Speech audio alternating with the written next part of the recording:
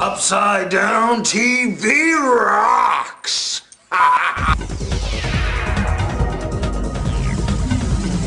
Upside down, upside.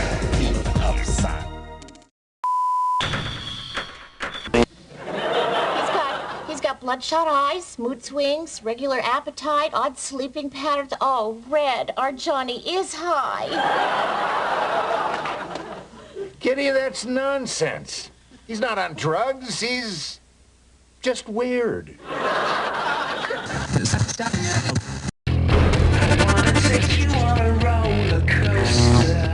I was a drug addict.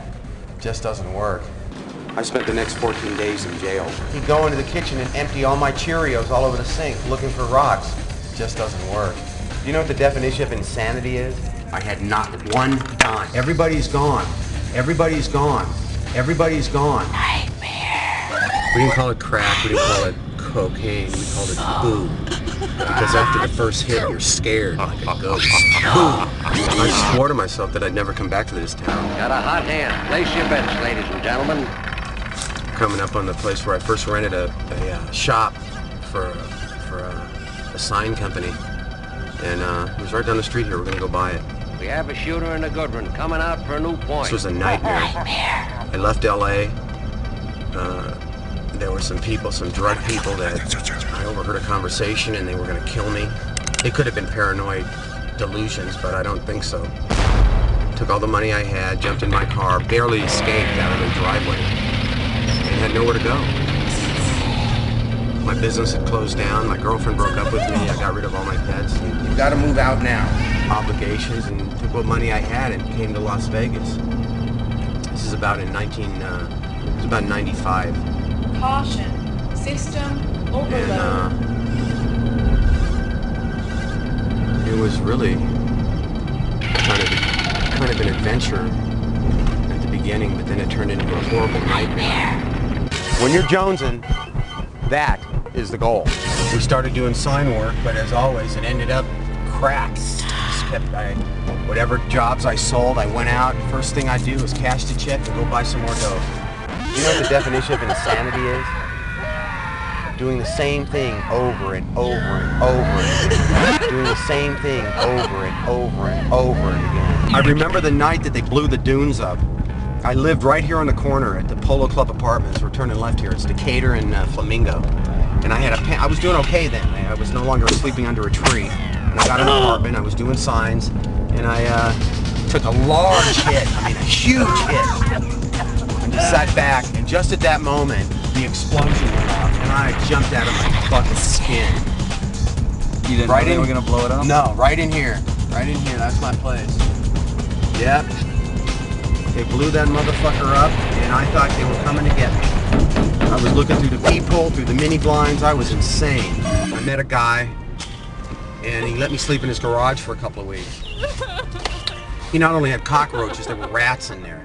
I was bringing in money selling signs out of his garage, and I had to sleep with the fucking rats. How'd that make you feel? Like a fucking rat. When you're jonesing, that is the goal. I've seen some people do some really weird stuff while high on crack. I remember this one guy. Actually, I knew him from LA, but I met him here in Vegas again. And he'd come over to my house and he'd take a boo. And after the first boo, he'd go into the kitchen and empty all my Cheerios all over the sink looking for rocks. I tried to explain to him that General Mills isn't filling their cereal boxes with crack rocks.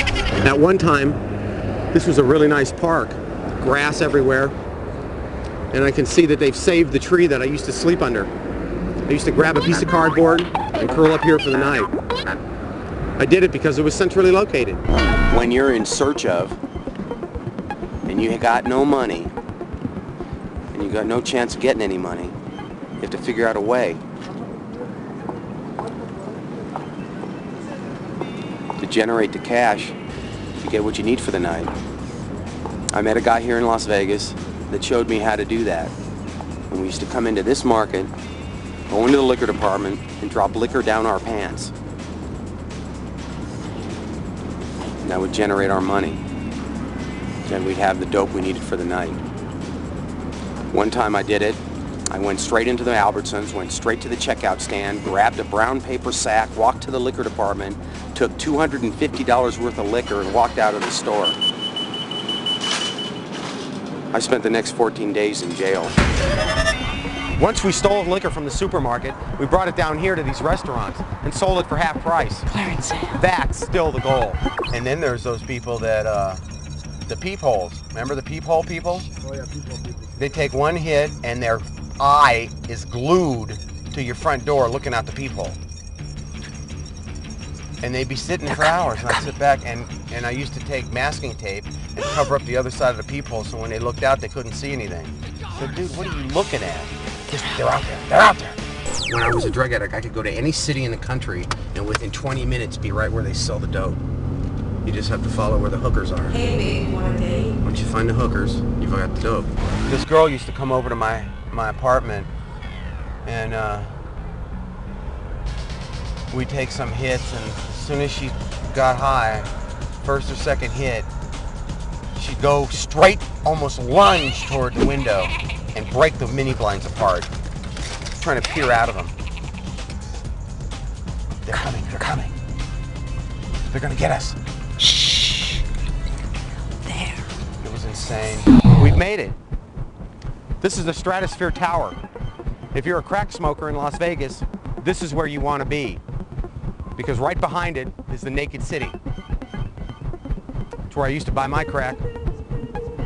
I can't take you in there because I tried to stop a lot of times, but it just, you know, it wasn't in my psyche to stop. I felt that I didn't have a problem.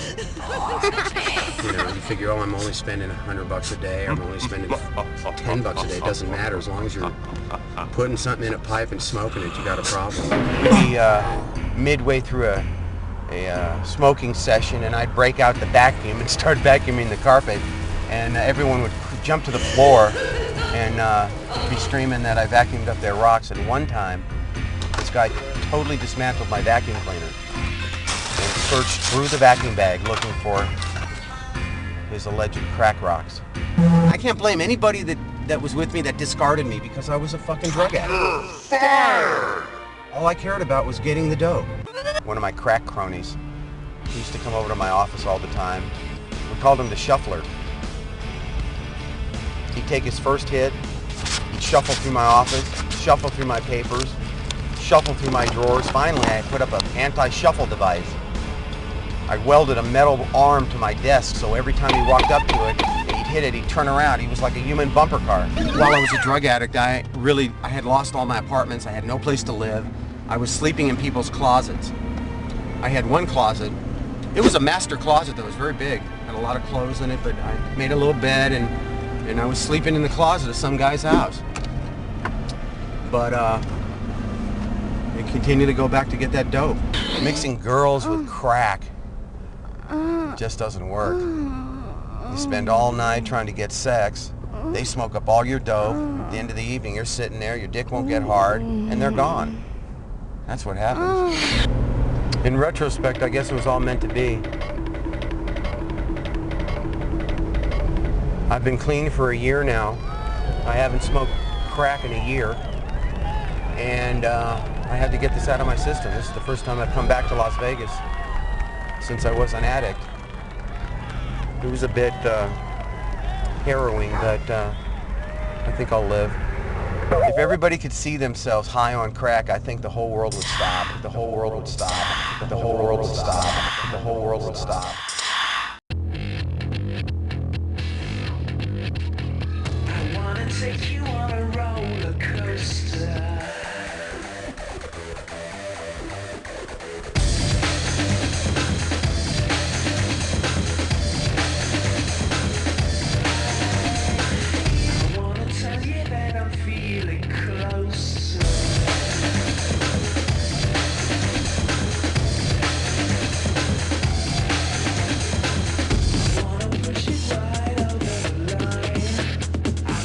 Push it right